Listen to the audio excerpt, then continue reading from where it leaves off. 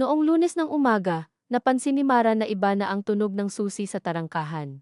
Hindi iyon ang unang bagay na karaniwang pumapasok sa isip niya pagkagising, mas nauuna lagi ang init ng kalan, ang kapal ng kape, ang alikabok sa ibabaw ng altar na kailangang punasan bago pa sumilip ang araw sa makitid na bintana ng kusina, pero nang ipasok niya ang dating susi sa padlock at tumanggi, iyong lumubog ng buo. Para siyang nakarinig ng maliit na kalansing na hindi lamang sa bakal nagmula, kundi sa loob mismo ng dibdilan niya. Nakatayo siya noon sa may pinto, suot ang lumang duster na may kupas na rosas, at sa likod niya ay umaangat ang amoy ng sinangag na medyo napaso sa gilid, dahil natagalan siya sa paghahanap ng timba.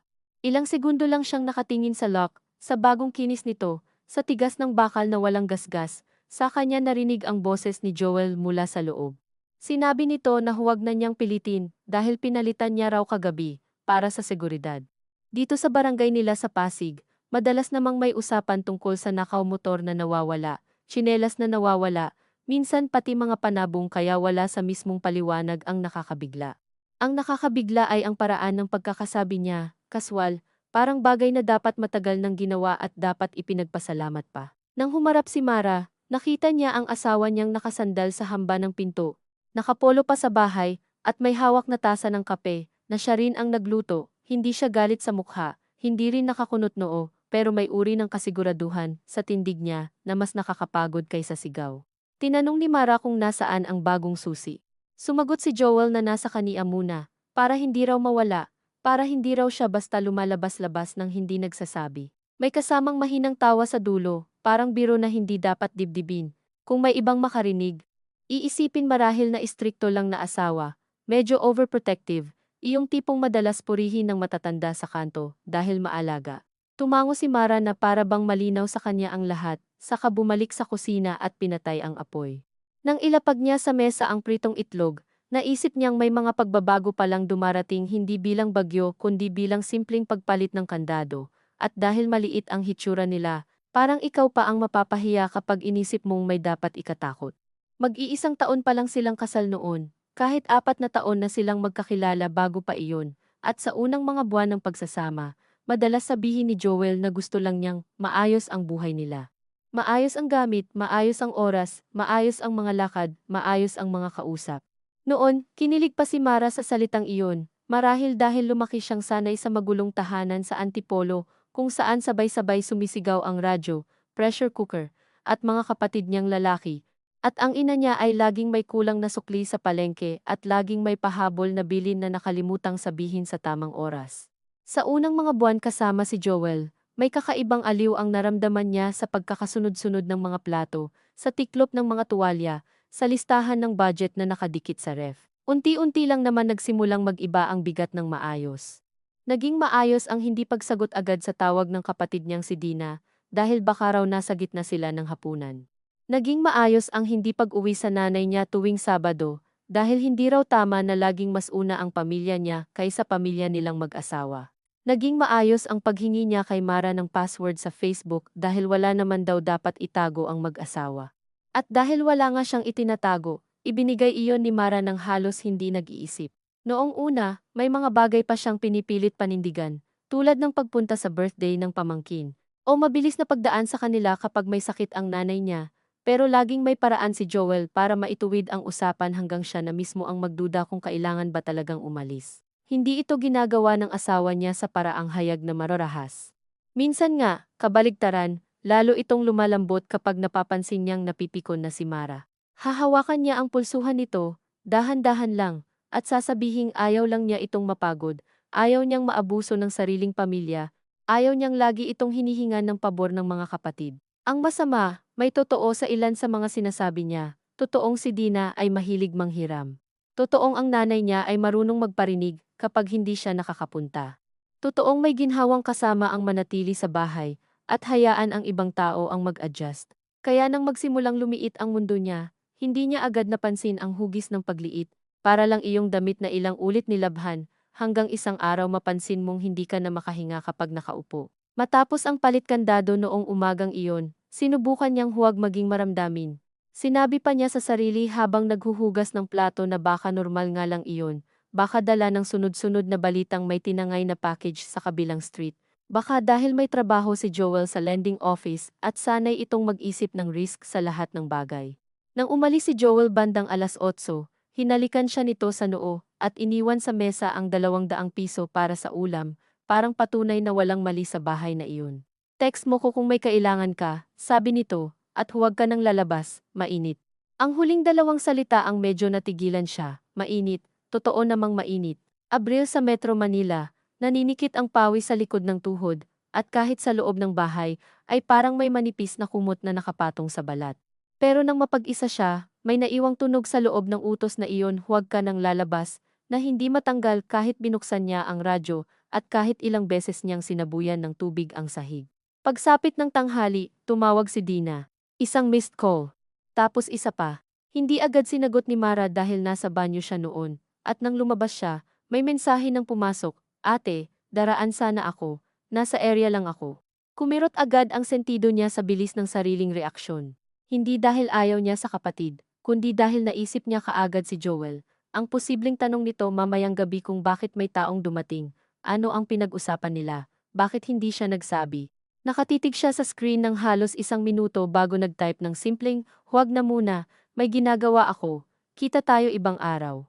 Agad nag-reply si Dina, saglit lang, ibibigay ko lang sana yung suka ni Ma at yung tinapa. Hindi na siya sumagot. Inilapag niya ang telepono ng dahan-dahan, na para bang kung basta niya iyon ibabagsak ay may mas mababasag kaysa salamin. Mula sa bintana sa sala, tanaw ang makitid na daan sa labas at ang mga tsinelas na nakahilera sa harap ng bahay ng mga arsinas. Isang batang lalaki ang dumaan na walang suot na tsinelas, may hawak na yelo sa plastik, at sa likod nito ay ang maingay na tawanan ng 2 babae na malamang galing sa tindahan ni Aling Cora. Ganoon lang kalapit ang labas, halos naaabot ng tingin. Halos naaamoy ang mantika ng banana Q at ang usok ng tambutso, pero sa pagitan niya at ng kalsada ay ang bagong kandado, ang linyang hindi naman matayog ngunit sapat para maramdaman niyang hindi ganoon kadaling tumawid. Bandang 2:00, narinig niya ang mahinang katok, hindi agresibo, hindi nagmamadali. Pagtingin niya sa silong ng kurtina, sapatos ni Dina ang nakita niya, pudpod na rubber shoes, kulay abo na dati puti. Napaupo siya sa gilid ng sofa, hindi agad huminga ng malalim, at sa loob ng ilang segundo ay inisip niyang magkunwari na lang na walang tao sa bahay. Pero pangit iyong isipin, lalo siyang napahiya sa sarili nang maramdaman niya ang pag-init ng tainga niya. Muling kumatok si Dina, saka tumawag ng mahina, ate. Hindi sigaw, hindi eksena. Iyong klasing boses na may paggalang pa rin kahit halatang naguguluhan. Lumapit si Mara sa pinto ngunit hindi niya binuksan. Sa pagitan nila, kahoy, screen door, at bakal, sinabi niyang nagpapahinga siya. Sinabi niyang huwag na munang pumasok. Narinig niyang tumahimik si Dina sa labas, at sa katahimikang iyon parang mas luminaw ang bigat ng bawat bagay sa loob ng bahay, ang wall clock na 1 segundo kung magpatak ay parang may kasamang kurot. Ang bentilador na medyo nanginginig, ang kalansing ng kutsarang naiwan niya sa lababo. May sinabi ba si Kuya Joel? Tanong ni Dina sa wakas, ngunit mahina, parang ayaw maging bastos sa mismong bakuran ng lalaki. Hindi agad nakasagot si Mara.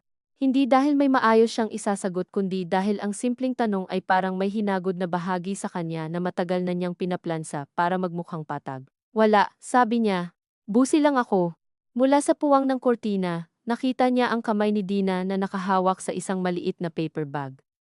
Iniwan ko na lang dito ha, sabi nito. May padala si Ma. Tapos, pagkatapos ng maikling antala na puno ng mga bagay na hindi nasabi, dinugtungan nito, ang payat mo na sa picture mo kahapon. Hindi alam ni Mara kung bakit sa huling pangungusap na iyon siya pinakanadurog. Hindi naman iyon akusasyon. Hindi rin pakiusap. Isa lang iyong obserbasyon, marahang nilapag, pero sa sobrang simple nito ay wala siyang malusutan.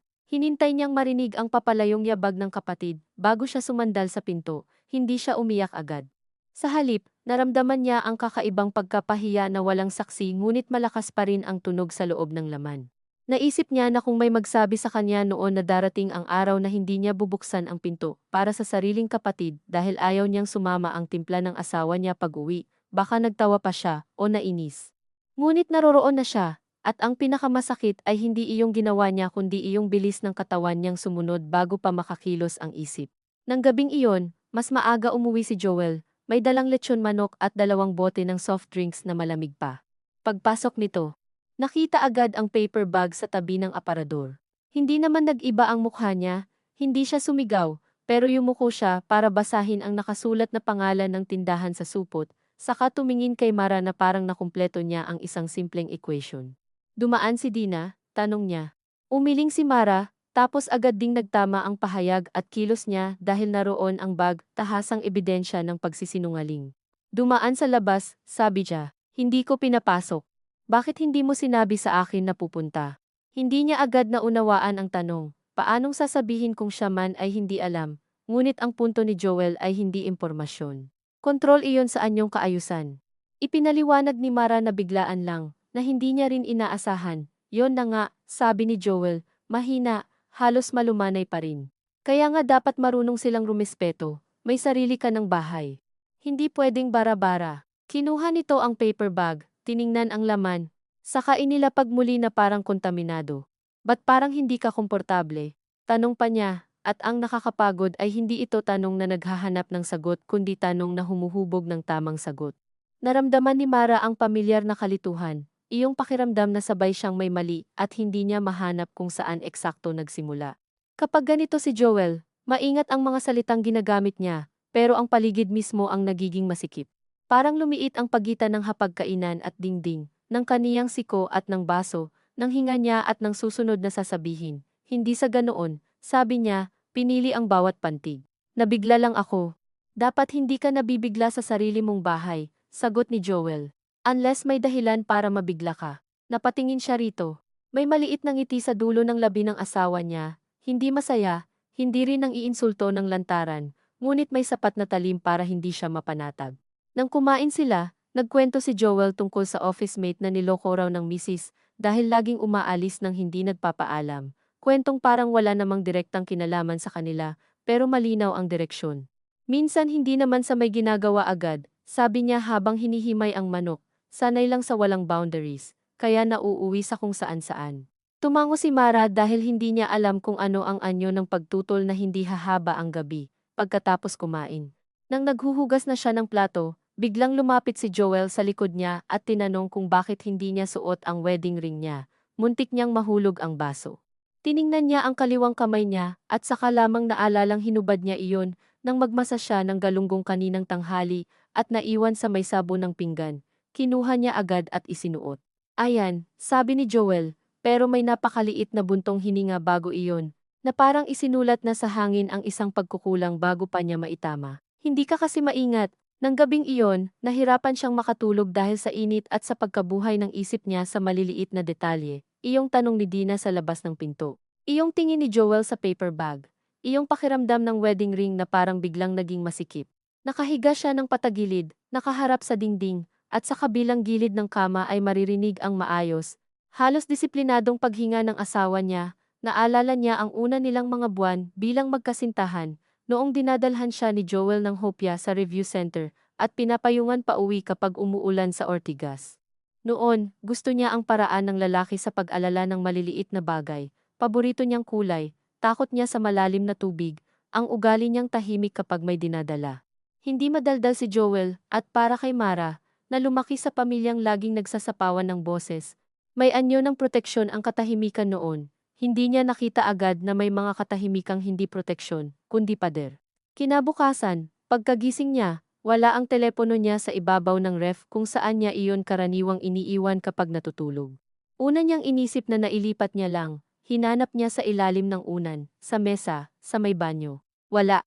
Nang tanungin niya si Joel, habang nagtatali ito ng sinturon, sumagot itong nasa kanya muna. Ang dami mong kausap kahapon, sabi nito. Nakakaistorbo sa'yo. Nakikita kong hindi ka mapakali, halos matawa si Mara sa linyang iyon kung hindi lang napakahirap huminga. Telepono ko yon, sabi niya, at agad niyang narinig sa sariling boses ang tunog ng pakiusap na ayaw niyang marinig. Babalik ko mamaya, sabi ni Joel. Magpahinga ka muna sa ingay, tingnan mo, halos hindi ka na makakain ng maayos kapag may text ng may text.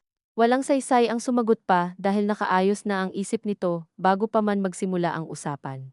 Nang makaalis ito, tumayo si Mara sa gitna ng sala, at pinilit unawain ang kakaibang tahimik ng bahay kapag wala kang telepono.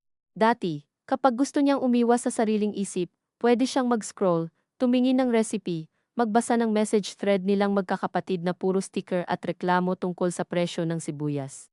Ngayon, walang ganoong butas na mapapasukan. Naririnig niya ang sarili niyang yabag sa semento, ang pagaspas ng mga kurtina, ang kapitbahay na tumatawad sa naglalako ng isda.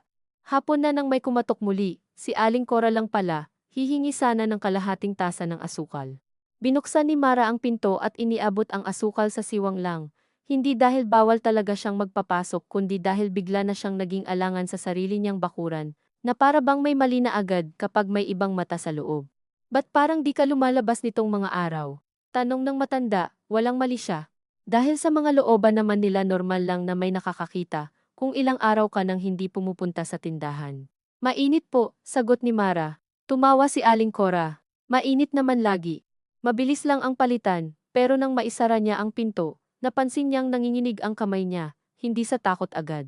Mas malapit iyon sa pagkagulat na ang isang ordinaryong tanong ay pwedeng maging salamin. Kinaumagahan ng Huwebes, dumating si Joel na masama ang timpla. Hindi siya galit sa pagpasok, tahimik lang, at mas delikado para kay Mara ang ganoong uri ng katahimikan dahil mas kailangan nitong manghula.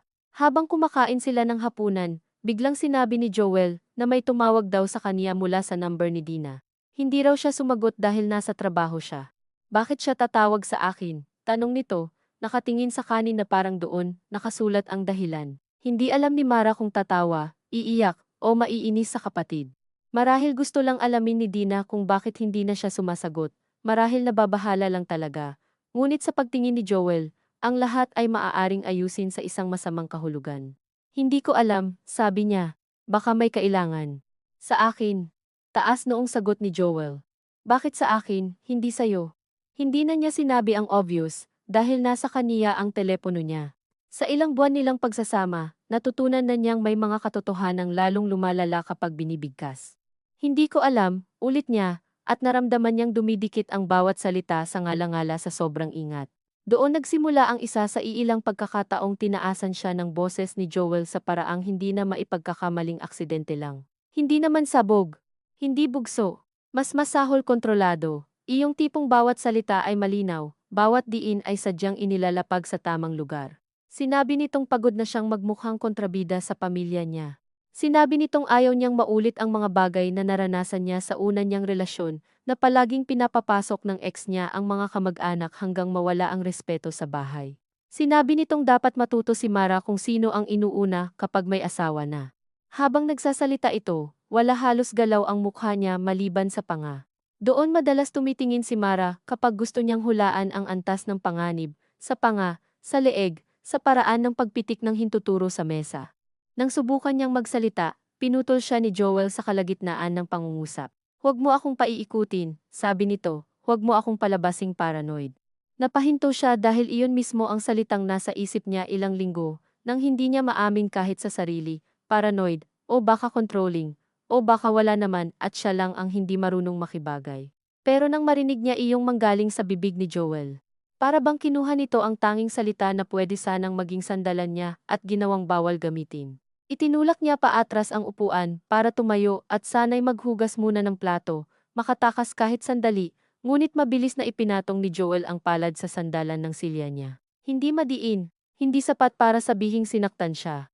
Ngunit sapat para manatili siya sa kinauupuan. Nakikinig ka kapag may kausap ka, sabi nito. Wala nang ibang tunog sa kusina kundi ang bentilador at ang mahinang kalansing ng yelo sa baso ng soft drinks na hindi na malamig. Nakatingin si Mara sa kamay ni Joel sa silya, sa maayos nitong kuko, sa ugat na bahagyang nakaalsa sa pulso. Naalala niya bigla ang dati niyang guro sa high school na nagsabing may mga tao raw na hindi kailangang manampal para mamuhay ang iba sa pag-iwas. Noon, naisip niyang tungkol iyon sa mga prinsipal o sa mga ama sa pelikula.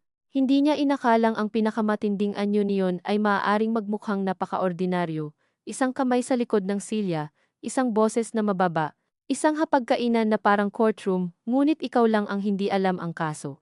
Nang umalis si Joel para maligo, saka lamang siya nakatayo. Nanginginig ang tuhod niya, ngunit nang tingnan niya ang braso, wala namang marka. Iyon ang isa sa mga pinaka-nakakalitong bahagi ng lahat. Ang katawan mo mismo parang walang maipakitang ebidensya, kaya mas madaling lokohin ang isip na baka sobra ka lang mag-react. Ngunit buong gabi, habang naghuhugas siya ng pinggan at habang pinipiga ang basahan sa likod bahay, dala niya ang bigat ng palad na iyon sa likod ng silya. Kinabukasan, ibinalik ni Joel ang telepono niya na parang walang nangyari, nasa ibabaw ng mesa, katabi ng pandesal. Ayan, sabi nito. Sana marunong ka nang umiwas sa stress. Pag-alis nito, binuksan ni Mara ang phone at sunod-sunod na pumasok ang mensahe. 4 mula kay Dina, 2 mula sa nanay niya, 1 mula sa dati niyang katrabaho sa butik na nagtatanong kung gusto raw ba niyang pumasok uli dahil may bakante sa weekend. Matagal niyang tinitigan ang huling mensahe. Bago sila ikasal, nagtatrabaho siya sa isang maliit na tindahan ng damit sa may mall sa Marikina.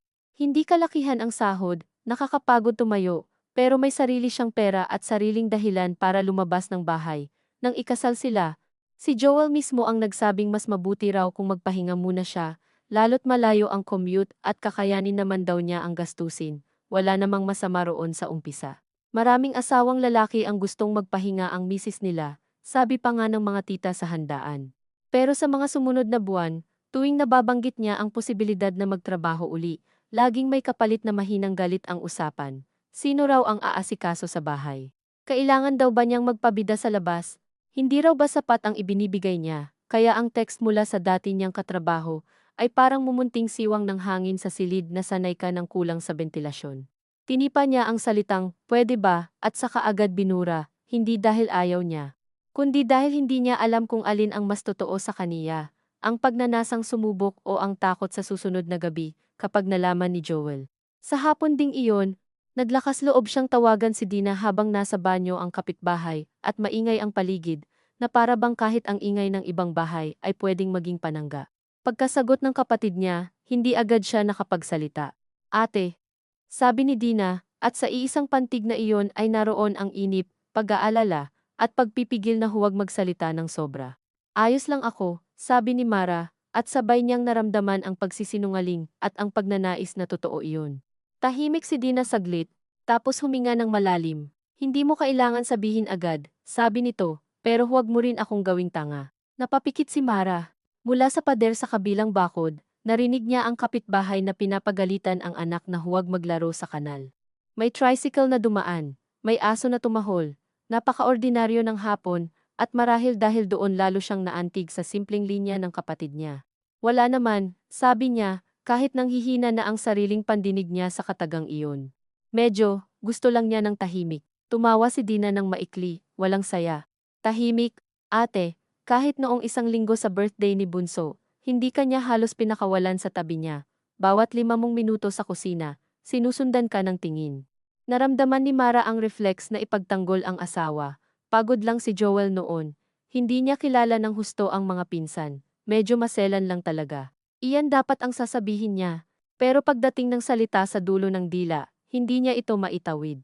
Nakita niya sa isip ang bagong kandado, ang phone sa bulsa ni Joel, ang kamay sa sandalan ng silya. Ayokong lumaki, to, sabi na lang niya. Hindi naman kailangang palakihin para maging totoo, sagot ni Dina. Hindi malakas ang sinabi nito, pero iyon ang unang beses sa matagal na panahon na may nagsalita sa paraang hindi nagpapaliit sa karanasan niya para maging mas madaling lunukin. Sa halip na gumaan, lalo siyang napagod. May kakaibang pagod na dumarating kapag ang isang bagay na matagal mong pinipilit pangalan ng iba ay unti-unting nagkakahugis sa harap mo. Para kang pinapahintulutang makita, pero kasabay noon ay hindi ka na rin makapagkunwari ng buo. Bago ibaba ni Dina ang tawag, sinabi nitong kung gusto niya, darating ito sa linggo at isasama siya sa nanay nila, kahit saglit lang, hindi sumagot ng diretso si Mara. Sinabi niyang titingnan niya.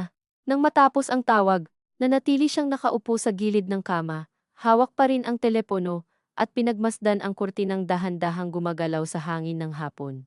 Linggo, ilang araw pa, parang sabay itong malapit at napakalayo. Nang gabing iyon, maaga na namang umuwi si Joel. Mas magaan ang mukha nito, may dalang mango float mula sa bakery, at habang kumakain sila ay nagkwento pa tungkol sa planong magpunta sa Tagaytay balang araw kapag nakaipon. Ito ang isa pang anyo ng pagod niya kay Joel. Ang kakayahan nitong bumalik sa lambing nang hindi kailanman kinikilatis ang iniwang kirot. Para bang ang mga nangyari kahapon ay nabubura sa pagdating ng dessert ngayon, at kapag hindi siya sumabay sa gaan ng tono, siya pa ang lumalabas na mapagkimkim. Habang inilalagay nito ang mango float sa maliit na mangkok, hinaplos siya sa balikat at sinabing, alam mo namang lahat ng ginagawa ko, para sa atin.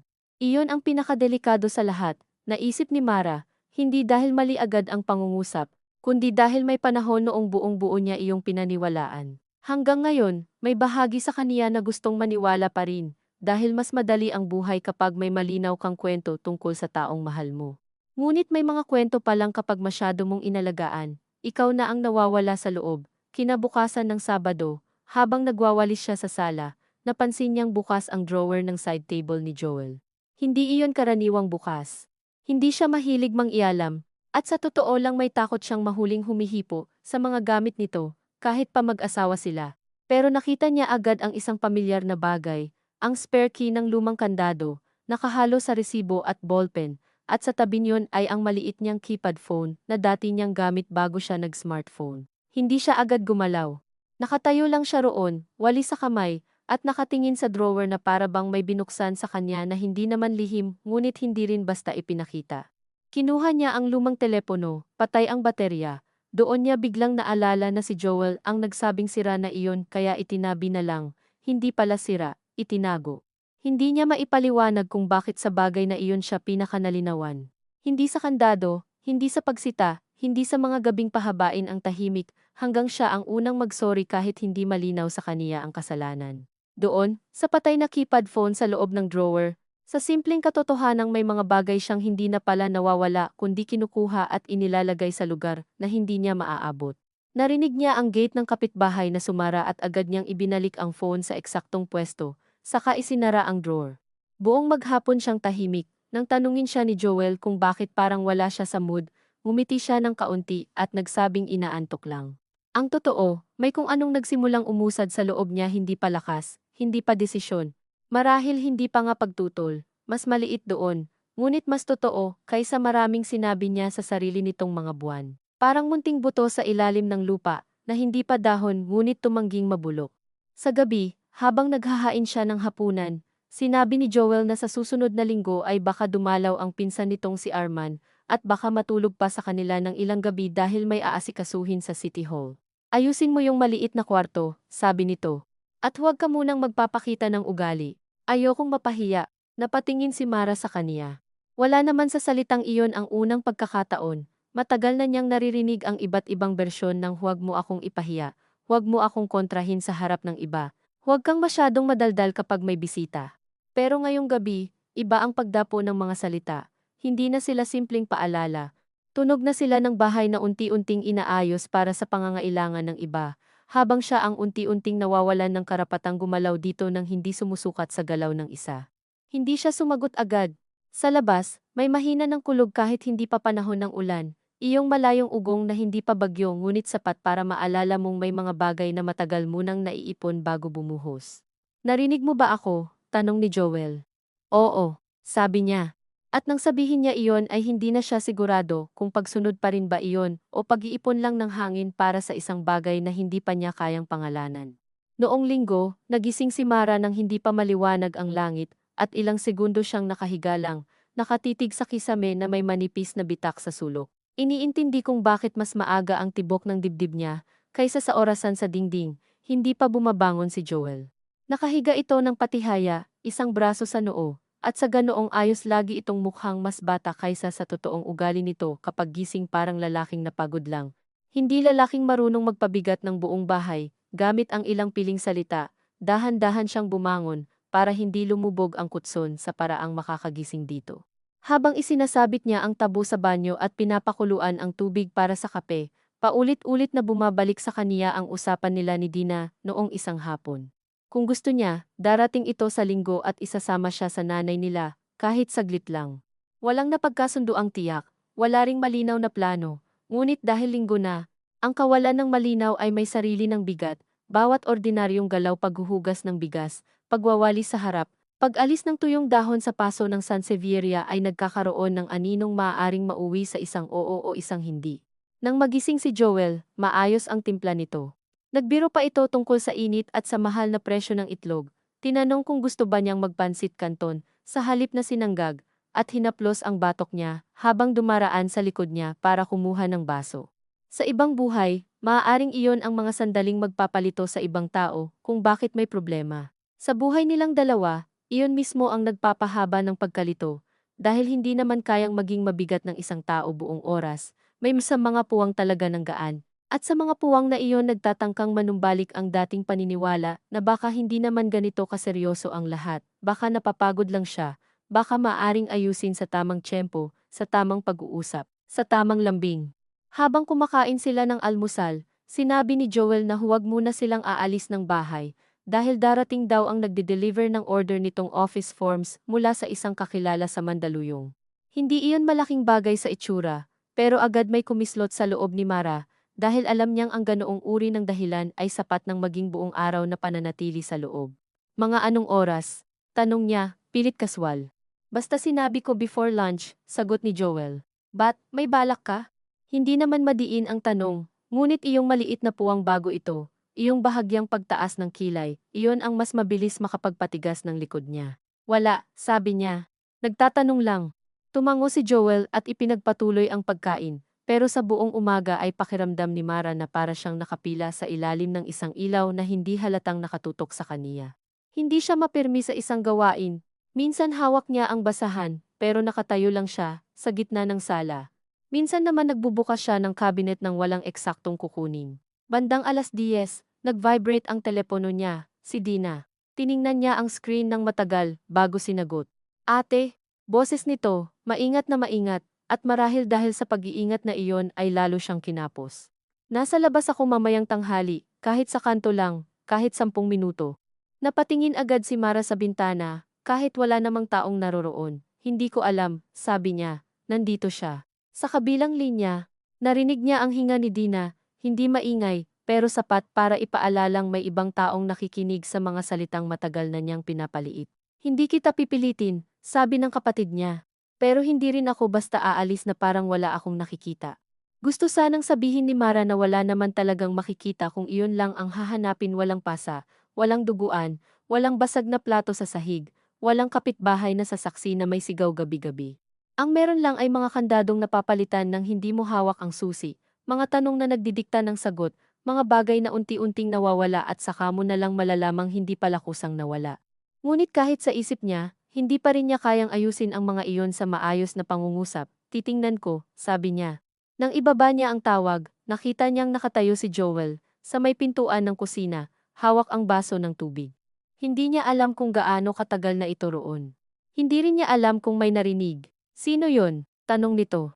Si Dina, sagot niya, at dahil pagod na siya sa mabilisang pagsisinungaling na agad ding bumabalik sa kanya, hindi na niya sinubukang ikubli ang pangalan. Bakit? Nangungumusta? Hindi nagsalita agad si Joel, lumapit ito sa mesa, inilapag ang baso, saka tumingin sa telepono niya na para bang ordinaryong bagay lang iyon sa gitna ng ordinaryong umaga. Ang aga naman mangumusta. Linggo naman. Muli, tumahimik ito. Hindi pa rin galit. Iyong katahimikang may manipis na pagsusuri sa gilid. Mara, sabi nito sa huli, huwag mo akong gawing masama, dahil lang gusto kong maayos ang bahay natin. Iyon ang isa sa mga paborito nitong pasukan sa usapan. Hindi pa man nagsisimula ang pagtatalo, nasa posisyon na siya ng taong inaapi ng maling interpretasyon. Hindi ko naman sinasabi yon, sagot ni Mara, at totoo iyon sa isang banda, dahil kahit sa sarili niya ay hindi pa iyon lumalabas ng buo. Hindi mo man sinasabi, pinaparamdam mo, sabi nito, at nakakapagod din yun. Pagkatapos noon ay kinuha niya ang mga baso sa mesa, at dinala sa lababo nang hindi na sumagot. Habang nakaharap siya sa gripo, naramdaman niya ang paglapit ni Joel sa likod niya. Hindi naman dikit na dikit, pero sapat para maramdaman niyang may humahadlang sa espasyo ng sariling katawan. Kung gusto mong pumunta sa inyo, sabi nito, mas mababa ang boses kaysa kanina, sabihin mo ng diretsyo. Yung hindi ka magpapasundo na parang may tinatakasan. Natigilan siya. Hindi dahil sa sorpresa inaasahan na niyang may mahihinuha ito, kundi dahil sa bilis nitong tumalon mula sa simpleng tawag sa buong kahulugan. Wala akong sinabing magpapasundo ako, sabi niya.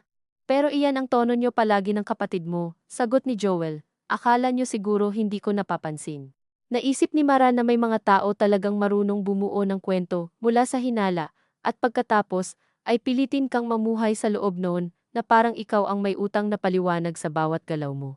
Nang magtanghali, walang dumating na magde-deliver ng office forms. Sinabi ni Joel na baka naipit sa traffic.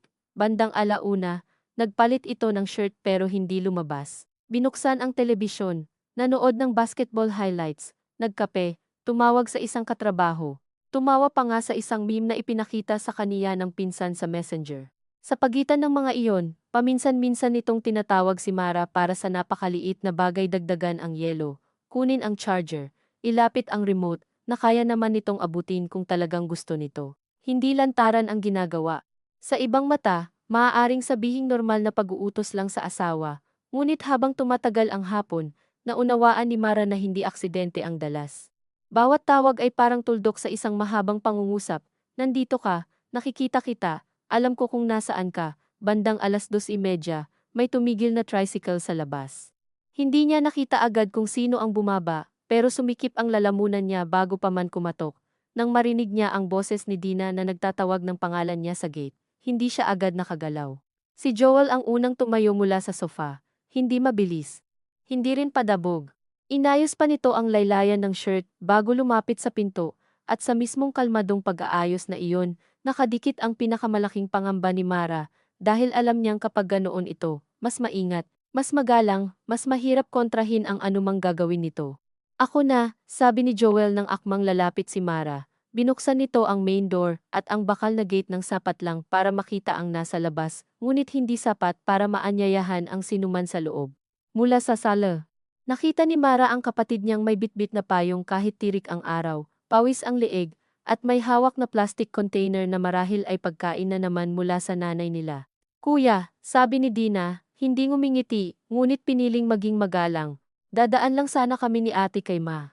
Saglit lang. Iyong salitang kami ang unang bumigat sa tainga ni Mara, hindi iyon aksidente. Sinasadya ni Dina na ipaalala sa kanilang dalawa na may relasyon pa rin sila sa isa't isa, na hindi dapat laging humihingi ng pahintulot mula sa lalaking nasa pagitan nila. Ngumiti si Joel, iyong ngiting ginagamit nito sa barangay hall, sa mga kapitbahay, sa kahit sino mang kailangang mapaniwalang mabuti at matino siyang tao. Ay, Dina, sana nagsabi ka muna. May hinihintay kasi kami. Pwede namang mamaya ibalik, sagot ng kapatid niya. Hindi naman magtatagal. Mahihirapan, sabi ni Joel. At bahagyang nilingon si Mara sa loob, na para bang siya mismo ang patunay ng sinasabi. Masama pakiramdam niya. Pinapahinga ko nga. Naramdaman ni Mara ang init na umakyat sa pisngi niya, hindi dahil sa eksaktong pagsisinungaling kundi dahil sa bilis na ginamit ang katawan niya, bilang katwiran nang hindi man lang siya tiningnan kung sasang-ayon ba siya. Ate, tawag ni Dina, ngayoy lampas na sa gate, lampas na sa magalang na usapan. Ikaw, gusto mo ba? Sandaling huminto ang hangin sa sala. Naririnig ni Mara ang telebisyon sa likod niya, ang commentator na sumisigaw tungkol sa replay, ang bentilador na umuugong, ang sariling dugo sa sentido. Tiningnan siya ni Joel, hindi mariin, ngunit may babalang matagal na niyang kilala. Hindi iyon banta na may sigaw sa dulo, mas masahol pa nga dahil ang nakataya ay ang buong gabi, ang buong linggo marahil, ang lahat ng susunod na tanong at katahimikang guguhit sa bahay. Hindi na muna, sabi ni Mara. Hindi niya alam kung gaano kahina iyon, pero narinig iyon ni Dina. Nakita niyang gumalaw ang panga ng kapatid niya. Ikaw talaga ang may ayaw, tanong nito. At dahil minsan mas malupit ang simpleng pag-uulit ng tanong, kaysa anumang panunumbat, hindi agad nakasagot si Mara. Si Joel ang sumingit. Oh, narinig mo naman, sabi nito, nanatiling magalang ang boses, huwag natin siyang stress. Natahimik si Dina ng ilang segundo. Tumingin ito kay Mara, hindi kay Joel, at sa tinging iyon walang galit na hayag. Pero may bagay na mas mahirap tiisin, pagkilala. Para bang nakikita siya nito ng mas malinaw kaysa sa kaya niyang gawin sa sarili. Sige, sabi ni Dina sa wakas. Ibibigay ko na lang to. Iniabot niya ang plastic container. Kinuha iyon ni Joel ng may maliit na tango. Salamat, sabi nito, napaka-formal. Pakisabi kay Ma, babawi na lang si Mara kapag maayos na pakiramdam. Sa puntong iyon, may kung anong gumalaw sa loob ni Mara, hindi pa rin sapat para salungatin ang lahat. Ngunit sapat para mapansin niya ang sarili niyang katahimikang hindi na lang takot kundi may halo ng pagkamuhi sa katahimikang iyon. Dina, tawag niya, at kapwa na palingon sa kaniya ang dalawa. Hindi niya alam kung ano ang isusunod. Halika. Sandali. Hintayin mo ko. Wala sa mga iyon ang tumawid sa lalamunan niya. Ang tanging lumabas ay, sabihin mo kay Ma, sa susunod. Napakaliit, napakalabo, halos walang silbi. Ngunit sa mukha ni Dina, may mabilis na pagbabago. Parang naunawaan nito na ang kakarampot na salitang iyon ay hindi pa pangako, hindi pa paglaya, ngunit hindi na rin kapareho ng mga nauna niyang pag-urong. Tumango ito minsan, saka umalis nang hindi na lumingon kay Joel. Matapos maisara ang gate, ilang segundong walang nagsalita. Saka inilapag ni Joel ang container sa mesa at humarap sa kaniya, hindi pa rin galit sa mukha. Sa ganoong uri siya pinakakinakabahan kapag walang palatandaan ang mukha at ang boses ay halos mahinahon pa. Ano yung sa susunod? Tanong nito. Wala, sabi ni Mara, at agad niyang naramdaman ang luma na namang pagkapagod sa salitang iyon, na para bang sa sobrang gamit ay naubos na ang laman ngunit iyon pa rin ang pinakamadaling ihagis kapag wala kang ligtas na pahayag. May ibig sabihin ka roon, sabi ni Joel. Ayoko ng patagong usapan sa harap ko, wala nga. Tumingin ito sa kaniya ng matagal, pagkatapos ay ngumiti ng napakaliit. Hindi kita pipilitin ngayon, sabi nito. Pero tandaan mo lang, yang pamilya mo, madaling mangyalam pero kapag ikaw na ang nahirapan, tayo pa rin ang maiiwan dito. Hindi sila. Pumasok siya sa kusina dala ang container at binuksan iyon sa lababo. Ginataang langka. Paborito niya noong bata siya. Ang amoy pa lang niyon ay kayang ibalik ang tag-init sa bahay nila sa Antipolo. Ang nanay niyang nakatapis habang hinihimay ang langka, si Dina na palaging nagrereklamong Makati ang kamay. Ang mga kapatid nilang lalaki na maingay sa labas. Hindi siya umiyak agad, naglagay siya ng pagkain sa maliit na mangkok, itinabi sa ref, hinugasan ang takip, inayos ang basahan. Saka lamang, habang nakatalikod at kunwari naghahanap ng sandok, naramdaman niyang hindi na niya maibalik ng patag ang mukha niya. Hindi malakas ang iyak, mas masakit pa nga dahil halos walang tunog.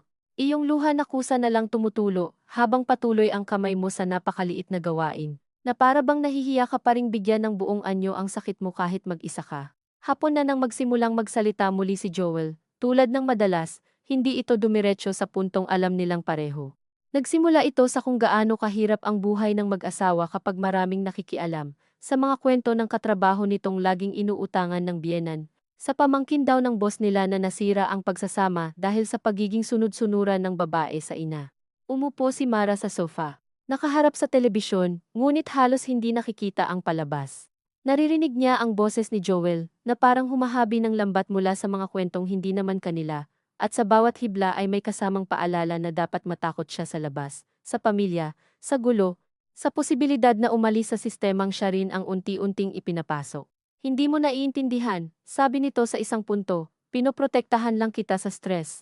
Noon dati, kapag naririnig niya ang salitang pinoprotektahan, may bahagi sa kaniya na lumalambot, marahil dahil gustong-gusto rin naman niyang may sandalan, may taong aako ng desisyon kapag pagod siya. Pero ngayong hapon, matapos makita si Dina sa labas ng gate at marinig ang sarili niyang boses na hindi na muna, may bahagyang paglaban na sa kanya ang dating ng salitang iyon. Hindi pa malinaw, hindi pa lantad, ngunit hindi na rin ganoon kadaling pumasok. Sa akin ba galing ang stress? Tanong niya. Hindi niya alam kung saan niya hinugot ang lakas na iyon, o sa paraan ng pagprotekta mo. Natigilan si Joel. Hindi ito agad nagsalita. Sa katahimikang sumunod, naramdaman ni Mara ang sarili niyang kaba, iyong mabilis na pag-urong ng dibdib na parang gusto agad bawiin ang nasabi bago pa ito tumama ng buo sa hangin. Ngunit naroon na iyon, hindi na mababawi. Anong ibig mong sabihin? Tanong ni Joel, napakababa ng boses. Wala, sabi agad ni Mara. Sa lumang ugaling halos kasunod lagi ng anumang pagtatangkang magsabi. Pagod lang ako. Umupo ng tuwid si Joel. Hindi. Sabihin mo. Anong ibig mong sabihin? Nang hindi siya sumagot, pinatay nito ang telebisyon. Biglang luminaw ang ugong ng bentilador at ang mga batang naglalaro sa labas. Yang ganyang pagsasalita mo, sabi nito, doon nagsisimula ang mga away. Nag-iipon ka tapos biglang may lalabas na ganyan na para bang may inaapi rito. Tiningnan niya ang sarili niyang mga kamay. Napansin niyang mahigpit ang pagkakapisil niya sa laylayan ng duster. Hindi ko sinabing may nang aapi, sagot niya. Pero iyan ang gustong palabasin ng kapatid mo, mabilis na sabi ni Joel. At ngayon ikaw na rin, huwag mo akong gagawing halimaw sa sarili kong bahay. Doon sa salitang halimaw, may kung anong nalagas sa loob niya. Matagal na kasi nitong inuuna ang pagtatanggi sa pangalang hindi naman niya binibigay. Parang sanay na si Joel sa pakikipaglaban sa akusasyong siya rin ang nagdadala sa silid, pagkatapos ay siya ang pagagalitan niya, dahil bakit raw iyon ang iniisip. Kung minsan, mas nakakapagod pa iyon kaysa sa tahasang pag-amin ng galit. Ayoko ng pag-usapan, sabi ni Mara. Siyempre, sagot ni Joel, tumawa ng maikli ngunit walang aliw. Kapag ikaw ang may sinasabing masakit, ayaw mo ng pag-usapan.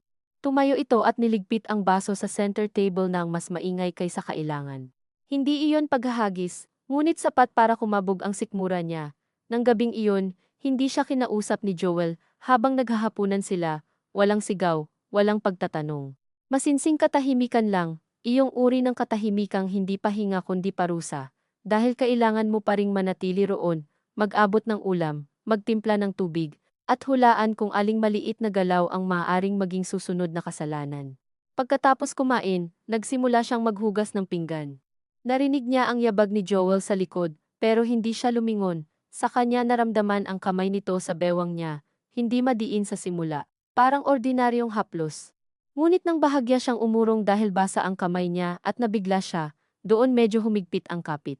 Mara, sabi nito, malapit ang bibig sa tainga niya. Huwag mo akong piliting maging masamang tao, napatigil siya.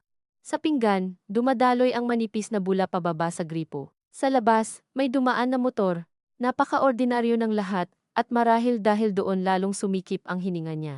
Bitawan mo ko, sabi niya, mahina pero hindi pakiusap ang tunog, at marahil sa unang pagkakataon sa mahabang panahon, hindi iyon sinabi para pawiin ang sitwasyon, kundi dahil gusto talaga niyang umalis sa hawak na iyon. Hindi agad bumitaw si Joel. Ilang segundo pa. Hindi naman sapat para masabing kinulong siya roon ng matagal.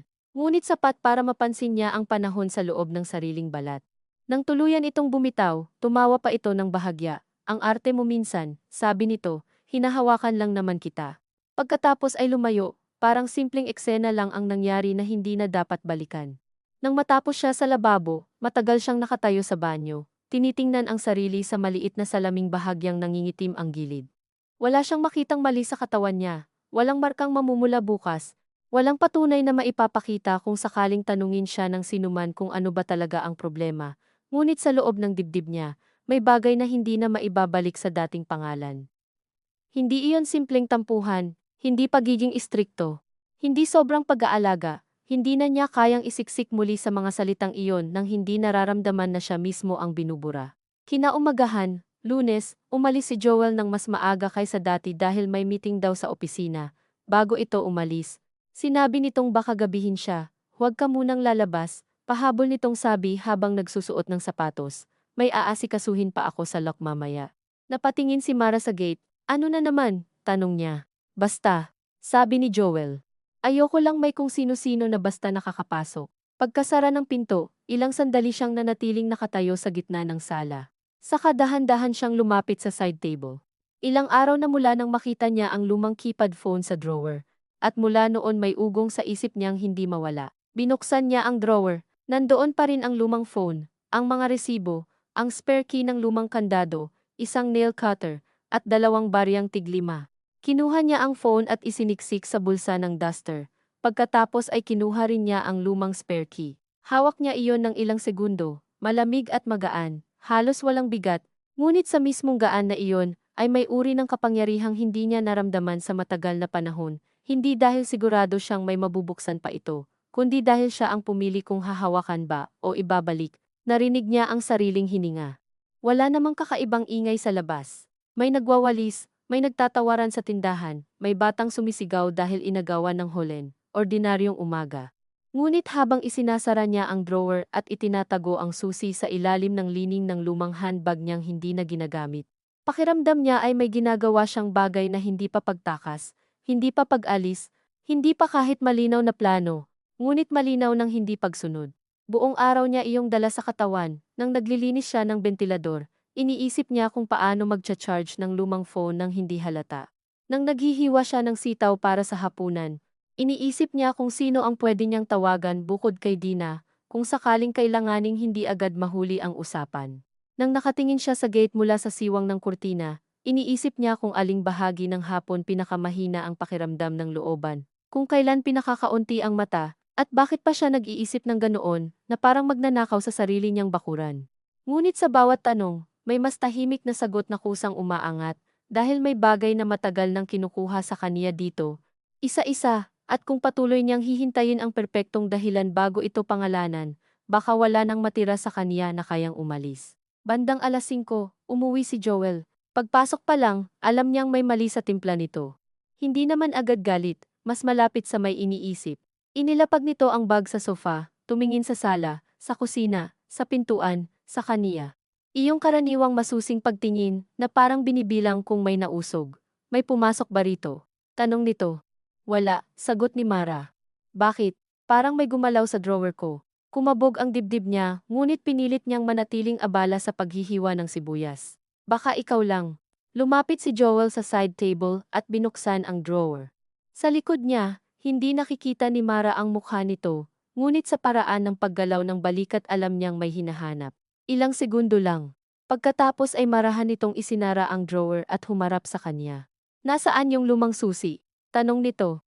Sa sandaling iyon, may dalawang magkasalungat na galaw sa loob ni Mara. Ang luma, na gustong umamin agad para matapos ang tensyon. Bago pa ito lumala, at ang bago, munting-munti pa ngunit matigas, na ayaw ibalik ang anumang hawak niya sa unang utos pa lang. Anong susi? Tanong niya. Hindi man lang siya napangiwi sa sariling kasinungalingan, marahil dahil mas malinaw sa kaniya ngayon kung ano ang kailangang protektahan. Tinitigan siya ni Joel ng matagal. Mara, sabi nito, huwag, hindi ko alam. Humakbang ito palapit, hindi mabilis, hindi padabog, ngunit sapat para maramdaman niyang wala ng hangin sa pagitan nila. Pumasok ka sa drawer ko. Tanong nito, naghahanap ako ng gunting kahapon, sabi niya. Totoo iyon sa isang bahagi, at kumapit siya sa bahaging iyon dahil mas madaling magtahi ng kasinungalingan sa piraso ng katotohanan. Baka nausog lang. Tumawa si Joel ng isang beses, mababa. Akala mo tanga ako. Naramdaman niyang kumirot ang sikmura niya, ngunit hindi siya umurong. Hindi dahil wala na siyang takot, naroon pa ring iyon, buo, malamig, handang manliit sa kaniya anumang oras. Ngunit sa ilalim noon, naroroon din ang alaala ng gate, ni Dina, ng kamay sa bewang niya, ng lumang phone sa drawer, at ng pagod na hindi na talaga maitutulog. Hindi ko sinabing tanga ka, sagot niya, umigting ang panga ni Joel. Ibibigay mo ba o ako pa ang maghahanap? Sa dati, marahil umiyak na siya o nagmakaawang huwag na silang mag-away. Ngayon, naramdaman niya lang ang bigat ng susi sa nakatagong bulsa ng handbag sa ibabaw ng aparador sa silid, at sa mismong bigat na iyon ay may manipis na linya ng sarili niyang kagustuhan na hindi niya gustong putulin. Wala sakin, sabi niya. Ilang segundong tumitig lang si Joel sa kaniya. Pagkatapos ay bigla itong ngumiti, pero hindi na iyon iyong ngiting para sa kapitbahay o sa barangay hall, mas tahimik, mas malamig. Sige, sabi nito. Tingnan natin hanggang kailan mo kayang maglaro ng ganyan. Lumipas ang gabi na parang manipis na baso na pwedeng mabasag sa maling hawak. Hindi na ito nagsalita tungkol sa susi habang naghahapunan sila, at marahil iyon ang mas nakapagpahigpit sa dibdib ni Mara. Alam niyang hindi pa tapos. Alam niyang may iniipon. Matapos kumain, lumabas si Joel sa may gate at may kinutkot sa lock ng matagal habang kausap ang isang lalaki sa telepono. Mula sa bintana, hindi makita ni Mara kung ano ang ginagawa nito, pero paulit-ulit niyang naalala ang sinabi nitong may aasikasuhin pa siya sa lock. Nang bumalik ito sa loob, may amoy bakal sa mga kamay nito. Matulog ka ng maaga, sabi nito na parang walang anumang tensyon sa bahay. Maaga rin ako bukas. Nang pumasok ito sa banyo para maligo, tumayo si Mara sa gitna ng silid nilang mag-asawa na halos hindi niya maramdaman ang mga paa niya. Sa aparador, sa ilalim ng ilang nakatuping lampin na hindi naman nila nagagamit, naroon ang lumang handbag. Sa loob noon, nakasingit ang susi at ang patay na keypad phone. Naririnig niya ang tubig sa shower, ang mahinang pag-ubo ni Joel sa banyo, ang tunog ng sabonang nahuhulog at dinadampot muli. Sa labas ng bahay, humina na ang mga boses sa looban. Iilan na lang ang nag-uusap sa tindahan, at ang kuliglig sa may kanal ay nagsisimula ng umingay sa pagitan ng mga sasakyan. Hinugot niya ang handbag. Hindi pa niya alam kung saan siya pupunta, o kung may mapupuntahan nga ba siya ngayong gabi, o kung bukas pa, o baka hindi pa rin. Ngunit nang hawakan niya ang susi at ang maliit na teleponong malamig pa rin sa palad, naunawaan niyang ang tanong ay hindi na kung may malibas sa bahay na ito. Ang tanong na lang ay kung hanggang kailan niya kakayaning manatili rito na kunwari hindi niya alam. Noong gabing iyon, hindi siya umalis. Matagal lang siyang nakaupo sa gilid ng kama, hawak ang lumang telepono at ang susi, habang sa banyo ay patuloy ang bagsak ng tubig, at sa labas ay unti-unting numinipis ang ingay ng looban, hanggang ang natira na lamang ay paminsan-minsang tahol ng aso. Ang malayong ugong ng motorsiklo sa mas malaking kalsada, at ang bentilador na umiikot sa kisame na para bang wala namang kailangang magbago sa bahay na iyon. Hindi siya umalis hindi dahil nabawasan ang takot, kundi dahil biglang luminaw sa kaniya na ang mismong pag-alis ay hindi pala simpleng kilos ng paa palabas ng gate. Kailangan nitong humabol ang isip, at ang isip niya ay matagal nang naturoang mauna munang magtanong bago pumili, saan pupunta, ano ang sasabihin, paano kung sundan siya, paano kung hindi siya paniwalaan, paano kung sa paglabas niya ay siya pa ang magmukhang may kasalanan sa lahat ng taong matagal nang sanay kay Joel na maayos makitungo sa labas. Nang humina ang tunog ng shower, dali-dali niyang ibinalik ang handbag sa aparador, isiniksik ang lumang telepono sa ilalim ng mga luma nilang resibo sa drawer ng vanity table, at tinago ang susi sa bulsa ng isang lumang duster na nakasabit sa likod ng pinto. Paglabas ni Joel ng banyo, amoy sabon at mentol ito, at sa ganoong mga sandali, lagi siyang natitigilang isipin kung gaano katingkad ang pagitan ng amoy ng kalinisan at ng pakiramdam ng isang silid na hindi na makahinga. Hindi na sila gaanong nag-usap bago matulog. Humiga lang si Joel sa kabilang gilid ng kama at pinatay ang ilaw nang hindi siya tinitingnan. Ngunit kahit sa dilim, dama ni Mara ang presensya nito na parang bigat sa kutson, hindi gumagalaw ngunit sapat para manatiling gising ang katawan niya. Kinabukasan, paggising pa lang niya, alam niyang may nagbago, hindi dramatiko, wala namang basag na gamit o sigaw sa umaga. Ngunit paglabas niya ng silid, nakita niyang wala na ang maliit niyang purse na karaniwan niyang iniiwan sa ibabaw ng ref. Sa gilid ng mesa, naroroon ang wallet ni Joel at ang supot ng pandesal, pero ang sarili niyang purse, na may ilang daang piso, ATM card na bihira naman niyang magamit, at lumang reseta ng gamot ng nanay niya, ay wala. Hinanap niya ito sa kusina, sa sofa, sa cabinet sa ilalim ng telebisyon, wala. Nang lumabas si Joel mula sa banyo, nakahubad pang itaas at pinupunasan ang buhok, tinanong siya nito kung ano ang hinahanap niya. Yung purse ko, sabi niya, pinipilit gawing tuwid ang boses. Hindi ko makita. Tumango si Joel na para bang inaasahan na niya ang tanong na iyon. Nasa akin muna, sabi nito. Nalagay ko sa drawer ko kagabi. Tiningnan niya ito. Bakit? Para hindi ka kung saan-saan naglalagay ng gamit, sagot nito, simpleng-simple, parang usapin lang ng kaayusan ng bahay. Kung kailangan mo, sabihin mo. Hindi agad nakapagsalita si Mara. Hindi na bago ang pagkumpiska ng mga bagay sa buhay niya, ngunit ang purse ay iba dahil napakalantad ng ibig sabihin nito.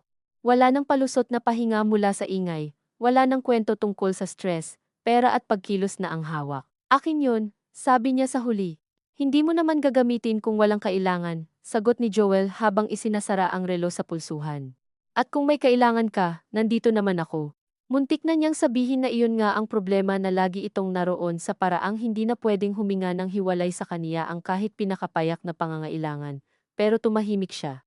Sa mga nakaraang buwan, natutunan na niyang may mga umagang hindi dapat pinupuwersa sa sagot dahil buong araw ang magiging bayad. Bago ito umalis, inilapag ni Joel sa mesa ang 50 pesos at sinabing para sa gulay. Sapat na yan sa kailangan mo ngayon, sabi nito, nang maisara ang pinto. Ilang segundong nakatayo lang si Mara sa tapat ng perang iniwan.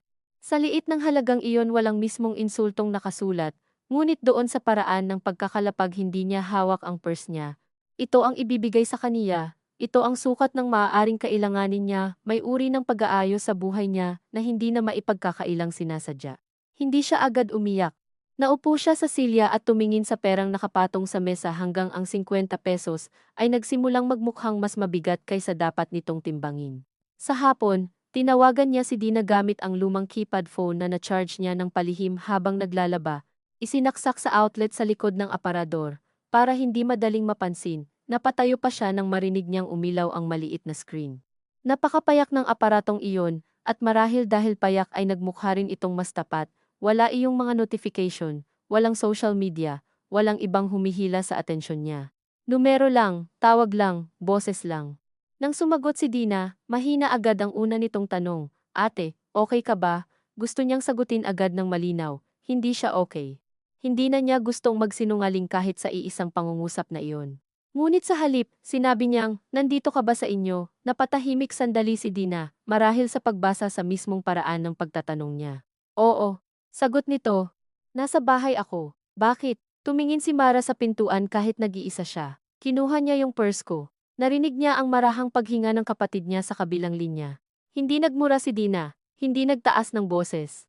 Mas nakapapagod pa nga iyong hindi agad pagsabog, dahil ibig sabihin ay pinipigil nitong maging maingat para sa kanya. Ate, Sabi nito pagkatapos ng maikling katahimikan. Lumabas ka rito. Pumikit si Mara. Naroon na naman ang agwat sa pagitan ng dalawang salita at ng buong bigat ng mundong kakailanganin para gawin ang mga ito. Hindi basta-basta, sabi niya. Bakit? Pinalitan na naman niya yata yung lock. May susi ka. Tumango siya kahit hindi naman siya nakikita. Meron. Then lumabas ka. Napailing si Mara sa sarili, hindi kay Dina. Ang hirap ipaliwanag kung paanong kahit may susi ka na sa bulsa, hindi pa rin ibig sabihing marunong ka nang umalis. Hindi ko alam kung kailan, sabi niya. Ayokong abutan niya. Sabihin mo lang, pupuntahan kita.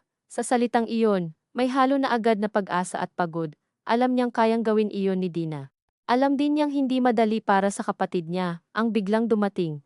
Dahil may anak itong iniiwan sa biyenan, at may asawa ring pasaway sa sariling paraan, bagaman hindi kasing tahimik at kasing husay magkubli ni Joel.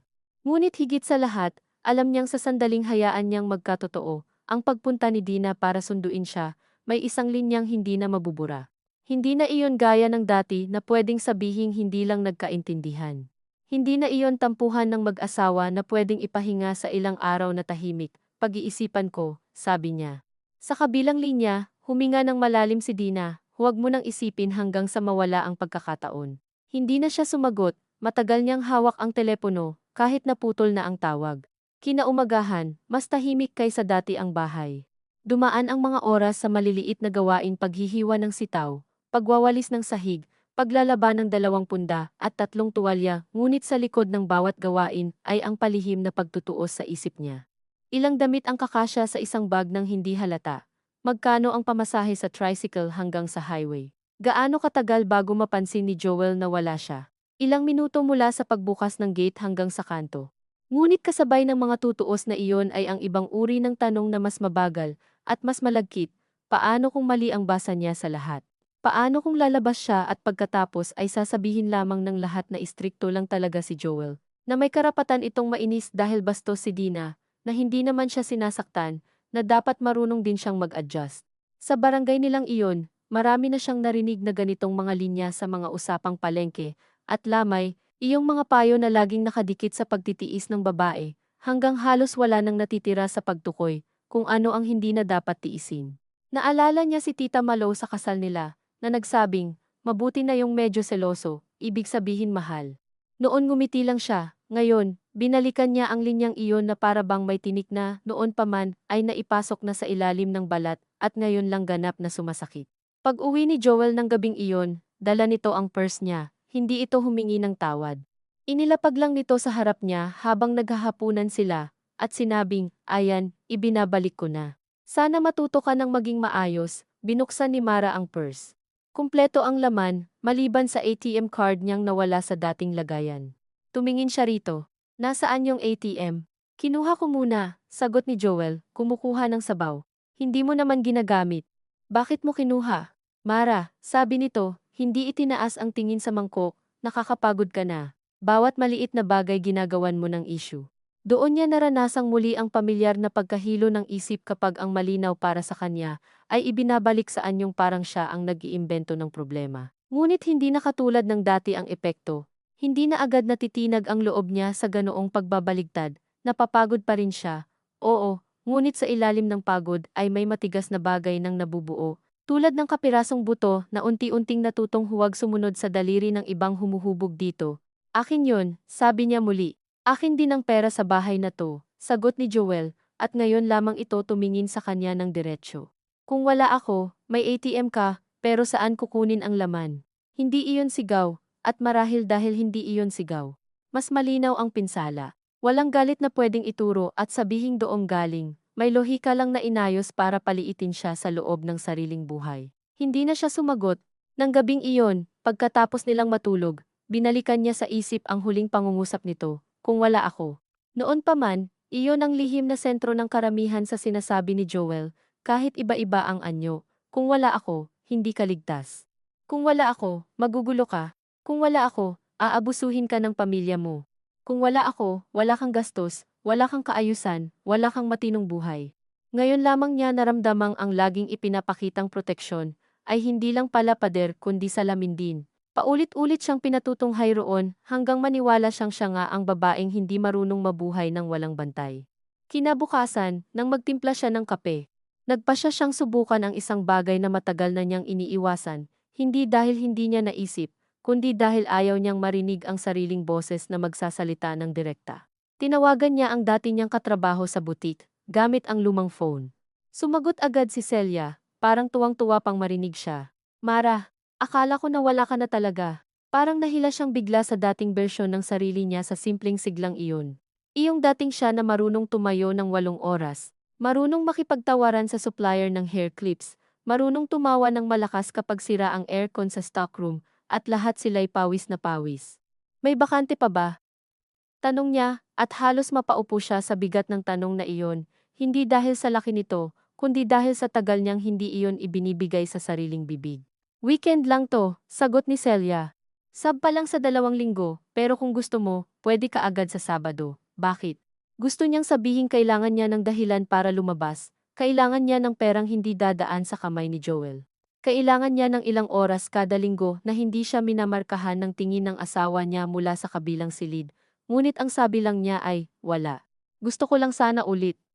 Nag-usap sila ng saglit tungkol sa schedule at sweldo, hindi kalakihan, minimum lang halos, ngunit habang nakikinig si Mara, may maliit na pakiramdam ng pagbalik sa sariling anyo, na matagal niyang hindi nahahawakan, parang paghipo sa pamilyar na tela na minsan nang naging sukat ng katawan mo, bago ito pinalitan ng mas masikip. Nang matapos ang tawag, hindi agad siya natuwa. Sa halip, ninerbiyos siya. Alam niyang ang isang weekend job ay hindi himala, hindi nito agad babaguhin ang buhay niya. Maaari pa nga itong maging sanhi ng mas mahigpit na pagkapit ni Joel kapag nalaman. Ngunit kahit ganoon, may halagang hindi pa pera ang tawag mula kay Celia, patunay na may mundo pa sa labas ng bahay na maaaring tumanggap sa kaniya bilang tao, hindi bilang asawang kailangang pahintulutan sa bawat galaw. Nang gabing iyon, sinabi niya kay Joel na tumawag si Celia at may inalok na 2 linggong trabaho sa butik. Hindi niya iyon binalak sabihin ng gabing iyon mismo, gusto sana niyang ilihim muna. Ngunit habang naghahain siya ng ulam, biglang sumagi sa isip niya na kung palihim niya itong tatanggapin, iyon ang mismong kwento na matagal nang ipipilit ni Joel sa kanya, na may tinatago siya, na may nilulusutan siya, na dapat talaga siyang bantayan.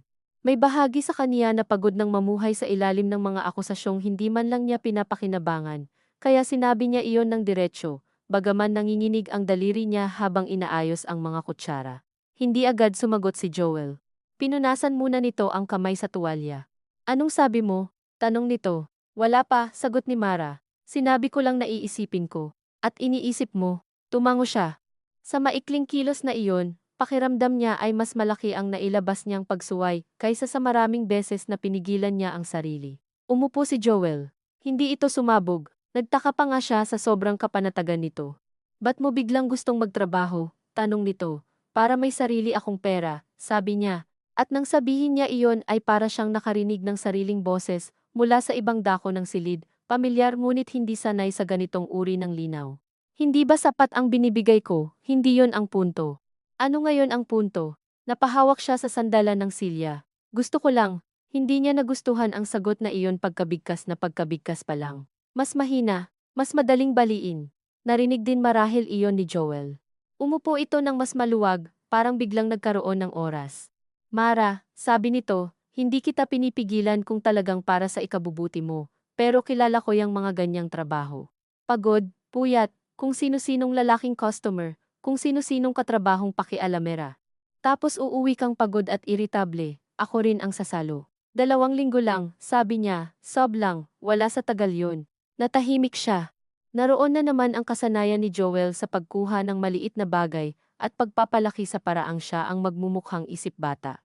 Ilang segundo silang parehong tahimik, pagkatapos ay sinabi nitong, sabihin mo kay Celia, hindi ka pwede, ako ang sasagot kay Celia, sabi ni Mara, hindi malakas. Ngunit sapat para tumingin sa kaniya si Joel na parang may maling narinig. Ano? Ako ang sasagot sa kaniya, ulit niya. Sa mukha ni Joel, may mabagal na pagbabago, hindi agad galit. Mas unang dumaan ang hindi paniniwala, na para bang hindi magkasya sa dati nitong larawan ng asawa ang simpleng pagtanggi sa isang pangungusap. Nagiging bastos ka na, sabi nito, hindi ako nagiging bastos. Sumasagot ka na sa akin ng pabalang. Gusto sana niyang magpaliwanag na hindi iyon pabalang, na pagkapit lamang iyon sa bagay na sa kaniya naman dapat sariling sagot, sariling kausap, sariling desisyon sa sariling bibig. Ngunit sa mismong sandaling iyon, naunawaan niyang anumang paliwanag ay papasok lang sa makina ng pagbaligtad na mas kabisado ni Joel kaysa sa kanya. Kaya tumahimik siya, ang katahimikang iyon ang tila lalong nakaasar dito. Mabilis itong tumayo, at bagaman hindi nito hinampas ang mesa, sapat ang bigat ng pag-angat ng silya para manginig ang tubig sa baso. Sige, sabi nito. Kung gusto mong magtrabaho, magtrabaho ka. Tingnan natin kung paano mo gagawin. Hindi na ito kumain ng marami. Pagkatapos, dinala nito ang pinggan sa lababo at iniwan doon ng hindi man lang banlawan. Hindi na rin siya kinausap buong gabi.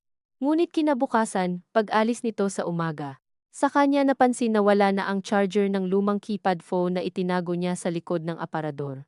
Nagtagal siya sa paghahanap, halos ibinalibag ang mga lumang bag at kahon ng sapatos, ngunit wala, doon lamang niya lubos na natiyak na alam ni Joel. Hindi man siguro nito nakita ang tawag, nakita na nito ang phone o ang charger, sapat para magbantay lalo. Nakaupo siya sa sahig ng silid nang maunawaan niya iyon. Una niyang naramdaman ang kaba, kasunod ang galit, ngunit sa ilalim ng dalawa ay isang mas malamig na linya ng paglinaw. Hindi na ito tungkol lamang sa pagpayag o hindi sa trabaho. Alam na ni Joel na may bahagi siyang nagsisimulang gumalaw palayo, at sasabayan nito iyon ng mas maingat, mas maliliit, mas mahihigpit na kuha sa mga bagay na kailangan niya para makakilos. Bandang tanghali, dumating si Dina nang hindi nagsasabi. Hindi ito kumatok sa gate. Sa halip, tumawag ito mula sa labas gamit ang boses na normal lang, gaya ng mga taong may dalang binalot o hihiram ng sandok, at marahil iyon ang dahilan kung bakit hindi agad nakapukaw ng atensyon sa mga kapitbahay. Lumabas si Mara sa may pinto. May dala ako kay Ma na pinapabigay sayo, sabi ni Dina, may hawak na maliit na supot ng lansones, kahit hindi naman panahon, at halatang binili lang para may dahilan. Sa ganitong mga pagkakataon, napakaliit ng kabutihang na ibibigay ng mga ordinaryong kasinungalingan. At gayon man minsan iyon lang ang nakahahawak sa araw. Hindi ako pwedeng lumabas ngayon, sabi ni Mara. Hindi naman kita pinalalabas, sagot ni Dina. Makikinig lang ako. Tumingin si Mara sa loob ng bahay, sa mesa, sa kurtina, sa hanging hindi naman gumagalaw. May tatak na ng pag-iingat ang bawat sulok. Wala siyang charger doon, sabi niya sa wakas, mababa ang boses. Saan? Sa phone. Naintindihan agad ni Dina, may load ka pa. Kaunti. Ate, sabi nito, at ngayon ay wala na iyong pag-ikot-ikot, hindi mo kailangang patunayan muna sa sarili mong sapat na masama bago ka umalis. Napahawak si Mara sa hamba ng pinto. Minsan, ang pinakamahirap paniwalaan ay hindi ang banta kundi ang pahintulot. Hindi ko alam kung kaya ko, sabi niya, hindi mo kailangang kaya mo lahat, kailangan mo lang gawin yung una. Napatitig siya sa supot ng lansons, napakakaraniwan nitong tingnan, at sa pangkaraniwan marahil nagtatago ang halos lahat ng malalaking bagay sa buhay sa supot na hawak ng kapatid, sa lumang susi sa bulsa ng duster, sa isang trabahong 2 linggo lang.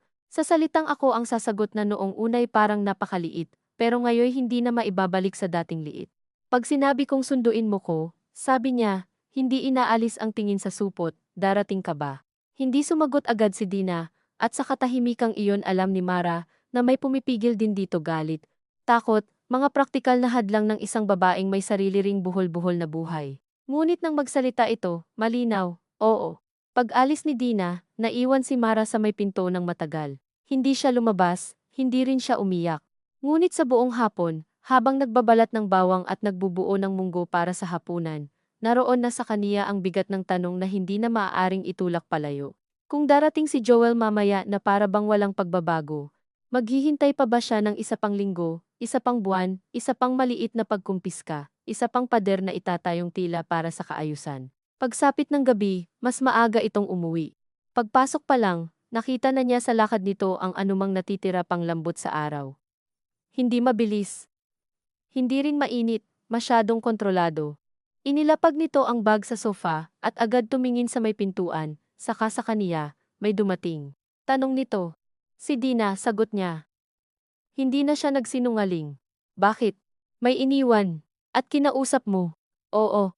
Nagtama ang tingin nila. Sa likod ng mukha ni Joel, naroon ang pamilyar na pagkalkula. Ngunit ngayon may halong ibang bagay na hindi niya kaagad mapangalanan. Hindi pa galit. Mas malapit sa naramdaman marahil nitong lumilipat sa kamay niya ang ilang bagay na dati kusa nitong hawak.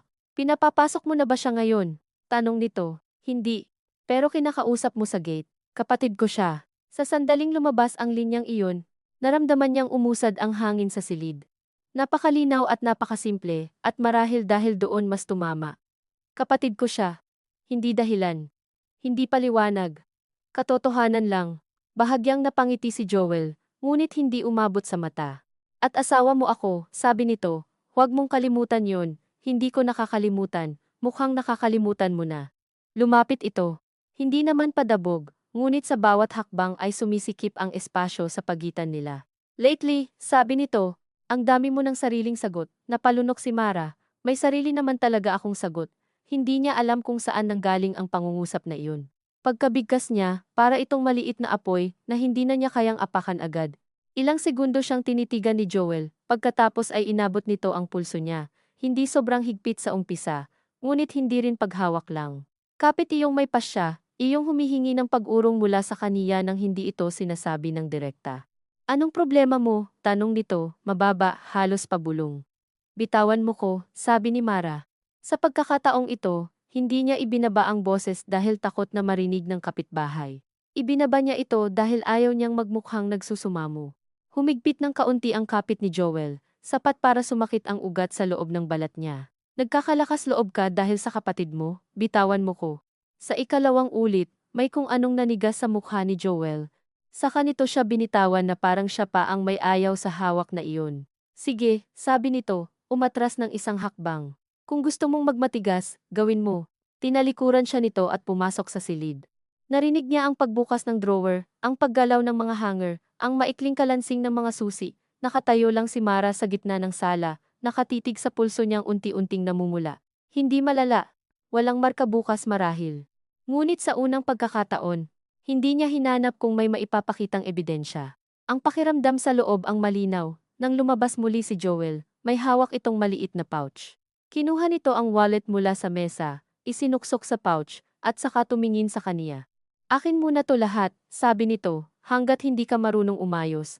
Pagkatapos ay lumabas ito ng bahay, isinara ang pinto, at narinig niya ang tunog ng lock sa gate mula sa labas. Naiwan siyang nakatayo, nanginginig ang pulso. At sa loob ng katahimikang sumunod ay hindi na siya nakadama ng pagkalito, takot, oo, pagod, oo. Ngunit hindi na pagkalito. Lumapit siya sa silid. Kinuha ang lumang duster mula sa likod ng pinto, at sinapo sa palad ang susi na matagal na niyang itinatago na parang ipinagpapaliban ang kahulugan nito. Sa mesa, iniwan ni Joel ang sarili nitong baso, kalahati pa ang tubig. Sa kusina, nakababad ang munggo na hindi pa niya naluluto. Sa labas, may batang tumatawa at may nagtitinda ng taho sa malayo, kahit dapit gabi na, walang tunog sa paligid na magsasabing ito, ang tamang sandali para baguhin ang buhay. Ngunit habang nakatayo siya roon, hawak ang susi, at nakikinig sa manipis na pagyanig ng sarili niyang hininga, alam niyang ang mas malaking panganib ay hindi na ang hindi alam, kundi ang manatili pa ng mas matagal sa bahay na ito, na alam na niya, ngunit hindi pa rin siya gumalaw agad. Ilang segundo, o baka ilang minuto, hindi niya masukat, ang lumipas na nakatayo lang siya sa gitna ng sala, hawak ang susi, habang ang bahay ay nanatiling kasing karaniwan ng dati ang baso ni Joel sa mesa. Ang kulob na amoy ng munggong nakababad, ang manipis na ilaw ng poste sa labas na sumisingit sa kurtina. Marahil iyon ang isa sa pinaka-nakalilitong bagay sa lahat, na ang mga sandaling nagpapabago ng buhay ay madalas dumarating ng walang anumang musika ng pelikula, walang biglang pagdilim ng langit, walang tagpong hihiyaw sa iyo na ito na iyon. Ang meron lang ay ang sarili mong katawan na pagod na sa pag-aalinlangan at isang maliit na bagay sa palad na hindi mabigat ngunit ayaw mo nang bitawan. Narinig niya ang yabag ng ilang bata sa labas, may isang babaeng tumawag sa anak na umuwi na dahil gabi na. May tricycle na dumaan at muling humina ang ugong. Kung lalabas siya ngayon, naisip niya, hindi siya lalabas bilang matapang na babae na malinaw ang lahat sa isip. Lalabas siya na nanginginig, hindi sigurado, kulang ang dala, at posibleng babalik din kinabukasan kung hindi niya kayanin ang hiya, ang gulo, ang mga susunod na tanong. Ngunit habang naroon siya, unti-unti niyang nauunawaan na matagal na pala siyang naghihintay sa isang mas malinis na bersyon ng pag-alis iyong may maayos ng plano. Sapat na pera, sapat na ebidensya, Sapat na paliwanag para sa lahat at samantalang hinihintay niya iyon, isa-isa namang inaayos ni Joel ang buhay niya para lalo iyong hindi dumating. Dinala niya ang susi sa may pinto at inilagay sa lock. Umikot ito ng hindi gaanong hirap. Saglit siyang napatigil sa mismong gaan ng pag-ikot, parang napakaliit ng pagitan ng dati at ng sandaling ito, isang pirasong bakal lang ang gumagalaw, gayong sa loob niya may buo ng panahon ang kailangang suungin para makarating dito. Binuksan niya ang gate ng sapat lang para lumusot ang katawan niya. Hindi niya dinala ang maleta dahil wala naman siyang nakahandang ganoon. Kumuha lang siya ng lumang handbag, 2 damit, isang bra, ilang undergarments, at ang lumang phone na mababa na ang baterya. Naiwan ang maraming bagay, karamihan sa kaniyang damit, ang tsinelas na pambahay na kapapaltos lang ng suwelas, ang maliit na mangkok na bigay ng ninang niya sa kasal, ang wedding album na nasa itaas ng aparador, pati ang ibang bersyon ng sarili niyang ilang buwan nang nagtangkang magtiis sa paniwalang baka may maaayos pa sa tamang paliwanag. Bago siya lumabas ng tuluyan, tumingin siya minsan sa loob ng bahay, wala siyang maramdaman na malaking puot sa itsura ng silid. Mas nakaramdam pa siya ng kakaibang awa sa sarili niyang ilang beses nagpunas ng mesa, nagtiklop ng kumot, nagluto ng hapunan, at sinubukang gawing tahanan ang lugar na unti-unti namang tumutol sa paghinga niya. Isinara niya ang gate mula sa labas at naglakad papuntang kanto ng hindi lumilingon. Sa unang ilang hakbang, pakiramdam niya ay maririnig niya agad ang boses ni Joel sa likod, o ang tunog ng motor nito, o ang pangalang niya na tatawagin sa paraang magpapaurong sa kaniya. Ngunit wala. Ang naroon lang ay ang gabi ng looban mamasamasang hangin, amoy mantika mula sa huling pritong ulam sa isang bahay, ilaw ng sari-sari store ni Aling Cora, 2 lalaking nag-iinuman sa tapat ng vulcanizing shop. Napakaliit ng distansyang tinahak niya hanggang sa kanto, at gayunman sa loob niya para iyong pagdaan sa makipot na tulay na matagal nang alam mong naroon pero hindi mo inaapakan, dahil sa imahinasyon pa lang ng unang hakbang ay sumasakit na ang tuhod mo. Pagdating niya sa kanto, doon siya tumigil at kinuha ang lumang phone, isa na lang ang guhit ng baterya, tinawagan niya si Dina. Hindi agad sumagot sa unang ring. Sa ikalawa, narinig niya ang boses nitong hinihingal, parang may ginagawa sa kusina o may hinahabol na bata. Ate? Nandito ako sa kanto, sabi ni Mara. Ilang segundo, wala siyang marinig mula sa kapatid. Pagkatapos ay ang mabilis na paghinga nito, may tunog ng susi, may boses ng isang batang pinatatabi. Huwag kang gagalaw diyan, sabi ni Dina. Paparating ako. Habang naghihintay siya, tumayo siya sa ilalim ng poste.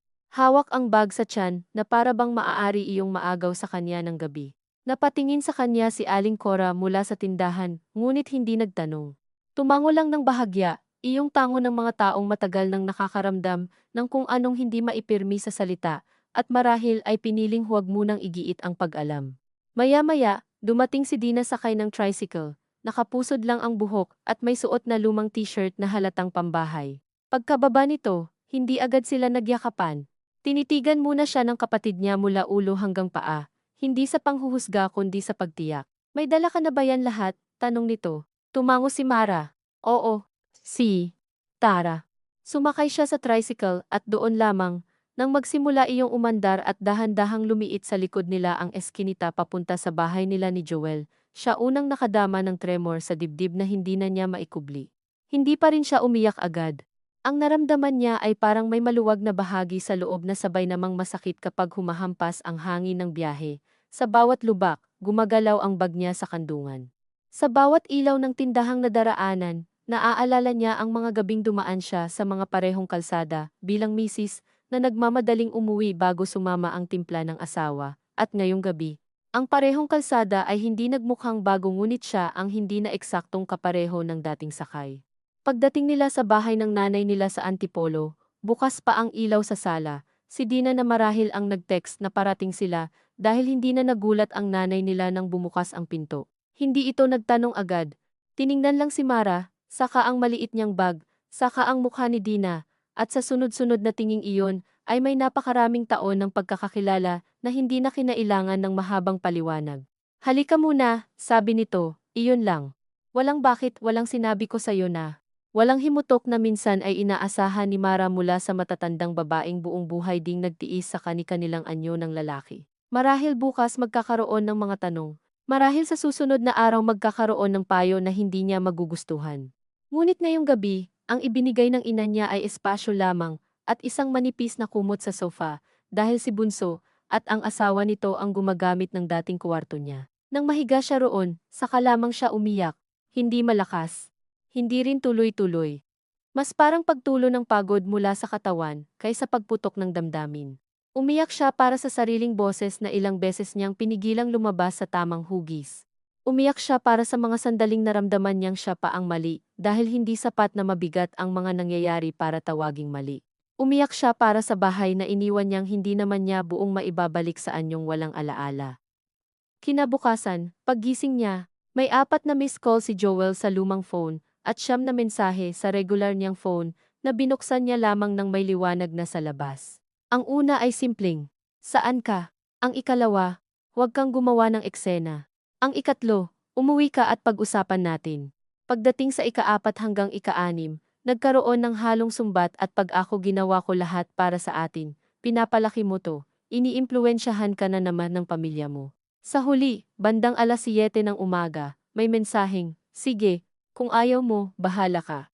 Ngunit kahit sa bahala ka, kilala na ni Mara ang loob ng pangungusap, hindi iyon pagbitaw kundi isa pang anyo ng paghila. Pag-asang siya ang magdadala ng bigat ng desisyon hanggang siya na rin ang mapagod at kusang umuwi para matapos ang lahat.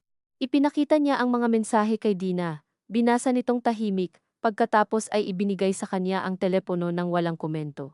"Ate," sabi nito sa halip, "anong gusto mo?" Napakasimple ng tanong. At marahil dahil napakasimple, napatitig siya roon ng matagal. Sa nakaraang taon, maraming tanong na ibinato sa kaniya ang may kasamang tamang sagot sa anyo ng tanong mismo. "Ba't mo gagawin yan? Hindi ba sapat? Bakit hindi mo masabi ng diretsyo? May dahilan ka ba para mabigla? Gusto mo ba akong palabasing masama?" Ngunit ito, "anong gusto mo?" ay mas mahirap sagutin hindi dahil masalimuot ang salita, kundi dahil wala itong lulan na direksyon maliban sa pagharap niya sa sarili. "Hindi ko pa alam lahat," sabi niya sa dulo, "pero ayokong bumalik ngayon." Tumango si Dina, "Sapat na yon sa ngayon." Nang tanghali, dumating si Joel. Hindi sumisigaw, hindi rin nagdala ng kasama. Dumating itong nakapolo, maayos ang buhok, at may hawak pang brown envelope na marahil ay sinadyang dalhin para magmukhang may pakay na mahinahon at praktikal. Sa loob ng bahay, naroon si Mara, si Dina, at ang nanay nila na tahimik lang na nagbabalat ng sitaw sa may mesa. Nang pumasok si Joel sa sala, bumati pa ito ng maayos. "Magandang tanghali po." Tumango ang nanay nila ngunit hindi ito nag-anyaya agad na maupo. Doon unang napansin ni Mara ang bahagyang pagkabalisa sa tindig ng asawa niya, iyong hirap na manatiling ganoon pa rin kasigurado kapag ang kaniyang ginagalawang espasyo ay hindi na niya teritoryo. "Mara," sabi ni Joel, tumingin sa kaniya ng diretsyo, ngunit may puwang na parang inaasahang magpapaliwanag siya agad sa ginawa. "Pwede ba tayong mag-usap?" "Dito na lang," sagot ni Mara, bago pa makasingit ang sinuman. Napakaliit ng panginginig ng kamay niya sa laylayan ng damit, ngunit naramdaman niya iyon at pinili niyang huwag ikubli. "Ayoko," sagot ni Joel, tumingin sandali kina Dina at sa nanay niya. "Mag-asawa tayo. Hindi kailangan may audience. Hindi rin kailangan lagi akong mag-isa sa pakikipag-usap sa'yo," sabi niya. Sa mga salitang iyon, may napakalinaw na katahimikan pagkatapos, hindi nagsalita si Dina. Ang nanay nila ay patuloy lang sa pagbabalat ng sitaw ngunit huminto ang mga daliri nito sandali. Tumingin si Joel kay Mara na parang may maling piyesang ipinasok sa usapan. "Mara," ulit nito, mas mababa ang boses, "umuwi ka na, huwag na natin itong gawing mas malaki." "Malaki na to," sagot niya. Hindi niya iyon binalak sabihin sa eksaktong paraang iyon. Ngunit pagkasabi niya, alam niyang iyon marahil ang pinakatapat na pangungusap na nailabas niya sa matagal na panahon. "Hindi lang dahil umalis ako. Matagal na." Napabuntong hininga si Joel at saka umupo kahit hindi pa inaanyayahan, marahil dahil naramdaman nitong hindi ito makakausad sa nakatayo lang na anyo ng sariling awtoridad. "Ano ba talagang gusto mong palabasin?" tanong nito. "Na masama akong asawa, na kinukulong kita, dahil pinapalitan ko ang lock, dahil inaalagaan ko yung pera, dahil ayokong kung sino-sino ang nagpupunta sa bahay." Habang nagsasalita ito, pamilyar kay Mara ang halos relief na dulot ng pandinig sa mga ito ng malakas, hindi dahil mas madali na agad ang lahat, kundi dahil sa unang pagkakataon, hindi na siya nag-iisa sa silid kung saan pinipilipit ang mga bagay hanggang magmukhang siya ang may mali. Nandoon si Dina, nandoon ang nanay niya. At sa mismong pagkakaroon ng ibang tainga, Iba na rin ang tunog ng mga paliwanag ni Joel, hindi na ganoon kapangyarihan, mas naririnig na ang puwang sa pagitan ng salita at ng buhay. Hindi mo kailangang sigawan ako para takutin ako, sabi ni Mara. Mabagal ang pagsasalita niya, hindi dahil gusto niyang maging dramatic kundi dahil ayaw niyang mawala sa sarili niyang pandinig ang bawat salita. Hindi mo kailangang saktan ako ng may marka, para malaman kung may mali. Kinuha mo yung phone ko, kinuha mo yung purse ko, kinuha mo yung ATM ko. Pinalitan mo yung lock nang wala akong susi, pati paglabas ko para makita ang kapatid ko. Kailangan kong humula kung ilang araw akong pagbabayaran pagkatapos. Hindi sumingit si Joel agad. Sa mukha nito, may mabilis na pagdaan ng galit na pinilit lunukin. Ang dami mong interpretasyon, sabi nito. Lahat ng ginawa ko, may dahilan. Lagi namang may dahilan, sagot niya, pero ako yung nauubos. Naramdaman niya ang panginginig sa likod ng tuhod pagkatapos ng huling pangungusap. Hindi ito tagumpay na matikas at walang kaba. Mas malapit ito sa tao na sa wakas ay tumigil sa paglalagay ng ibang pangalan sa sariling sugat at ngayon ay kinakailangang marinig ang tunay nitong tunog. Naimpluwensyahan ka lang, sabi ni Joel, at ngayon ay bumaling na kina Dina at sa nanay niya. Alam niyo naman kung paano yan, pinapasok niyo sa isip niya na may inaapi rito, hindi niyo nakikita kung gaano ko siya inalagaan. Hindi mo kami kailangang turuan kung ano ang nakikita namin, biglang sabi ng nanay nila. At iyon marahil ang unang buong pangungusap nitong sinabi mula nang dumating si Joel. Hindi malakas ang boses, ngunit may pagod na nakatanim sa mga salitang matagal nang hindi kailangang isinisigaw ng matatandang babaeng marami nang nasaksihan para malaman kung ano ang amoy ng takot kahit hindi ito nakasabit sa pasa. At hindi mo rin kailangang ipaliwanag sa amin kung bakit kailangang hingin ng may bahay mo sayo ang sarili niyang ATM. Tumayo si Joel. Ganito pala, sabi nito. Pinagtutulungan niyo ko. Walang nagtutulungan sa'yo, sagot ni Dina ngayon, hindi ka lang sanay na may ibang nakakarinig. Ilang segundo, walang nagsalita. Nakatayo si Joel sa gitna ng sala, ang brown envelope ay nakasiksik sa ilalim ng braso na para bang bigla niyang hindi na alam kung para saan pa iyon. Sa unang pagkakataon mula nang makilala siya ni Mara, nakita niya rito hindi lamang galit kundi pagkadiskaril. Iyong pakiramdam ng taong sanay mamahala ng tono ng usapan, ngunit biglang hindi lahat ay sumasabay sa guhit na inihanda niya. Sige, sabi nito sa wakas, tumingin kay Mara. Kung ayaw mong umuwi, huwag, pero huwag mong aasahan na madali ang magiging mga kasunod. Dati, ang ganitong pangungusap ay sapat nang magpabalik sa kaniya sa paghingi ng tawad o sa pag-aalok na mag-usap na lang sila sa labas. Ngayon, naramdaman pa rin niya ang lamig nito, oo. Ngunit naroon din ang kakaibang kakayahang huwag tumakbo papunta sa lamig para pagaanin agad. Hindi naman naging madali kahit nandoon ako, sabi niya, tumingin sa kanya si Joel ng matagal. Walang maisagot agad. Marahil dahil sa unang pagkakataon, wala na itong maitutulak na paliwanag sa salitang iyon nang hindi lalo lang nalalantad ang kabaligtaran. Umalis ito, makalipas ang ilang minuto, hindi nagpaalam ng maayos, ngunit hindi rin nag-eskandalo. Narinig lamang nila ang gate na isinara ng mas malakas kaysa kailangan. Nang tuluyan itong mawala sa tapat ng bahay, saka umupo si Mara, biglang parang nawala ang lakas sa mga hita niya. Inilapag ni Dina sa harap niya ang isang basong tubig. Kinuha niya iyon ngunit hindi agad ininom. Nakatingin lang siya sa ibabaw ng tubig na bahagyang nanginginig sa baso. Hindi siya nakaramdam ng malaking ginhawa. Mas malapit sa pagkalugmok na may kaunting espasyong makahinga. May bahagi sa kanya ang gustong habulin ang lumang anyo ng buhay, dahil kilala niya iyon kahit masikip. May bahagi ring natatakot sa kasunod sa tsismis sa barangay, sa posibleng pagmamakaawa o pagbabanta ni Joel, sa usapan ng mga kamag-anak na baka sabihing dapat sana'y inayos muna sa tahimik, sa pera, sa trabaho, sa kahihiyang dumidikit sa mga babaeng umuuwi sa ina pagkatapos ng kasal. Ngunit sa ilalim ng lahat ng iyon ay naroroon ang payak na katotohanang hindi na niya kailangang makiusap para buksan ang pinto kung gusto niyang lumabas para bumili ng toyo. Nang sumunod na mga araw, hindi naging maaliwalas ang lahat. May mga tawag si Joel na hindi niya sinasagot. May isa o dalawang mensaheng mas malambot, may ilang mas matigas, may ilang nanghihikayat sa dating tono ng pag-aako mag-usap tayo ng maayos, hindi kita kalaban, umuwi ka at magsimula tayo ulit. Paminsan-minsan, nanghihina siya sa mga linyang iyon hindi dahil naniniwala siyang biglang mag-iiba ang lahat kundi dahil kabisado ng katawan niya ang tukso ng pamilyar. Ngunit sa bawat umaga na nagigising siya sa bahay ng nanay niya at naririnig ang radyo sa kusina, ang pagkatok ng sandok sa kawali, ang reklamo ni Bunso sa nawawalang medyas ng anak niya, Unti-unti rin niyang napapansin na hindi pareho ang ingay sa kontrol. May gulo rito, oo. May pakialam na kung minsan, nakakasakal din. Ngunit walang nagtatago ng bag niya para umayos siya. Walang naglalagay ng sarili niyang takot sa bibig niya bago pa man siya makapagsalita. Nagsimula siya sa butik ni Celia sa sumunod na Sabado.